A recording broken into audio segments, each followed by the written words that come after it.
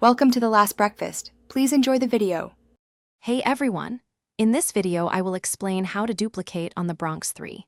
To begin, you'll need to gather the items you want to multiply, like guns or valuable gear. Make sure you have at least one of each item you intend to duplicate. Then, find a reliable friend to help you out. This method requires 2 players working together.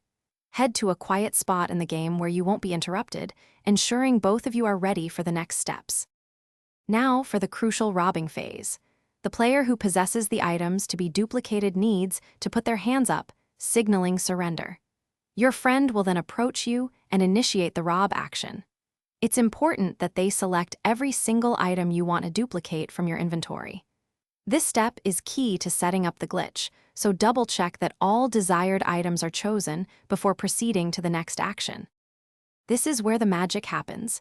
As soon as your friend has selected all the items to rob, the player who was robbed must immediately respawn. Timing is critical here, so communicate clearly. Simultaneously, the second player needs to quickly click the Claim Items button. If done correctly, you will claim the items. Then, loot the bag that drops from your friend's respawned character. This bag will contain additional, duplicated copies of your chosen items. To maximize your success, practice the timing of the respawn and claim actions. Precision is key. This method can be repeated multiple times to duplicate a large quantity of items, from weapons to other valuable gear. Remember, glitches like this can be patched by game developers, so it's wise to use it while it's available.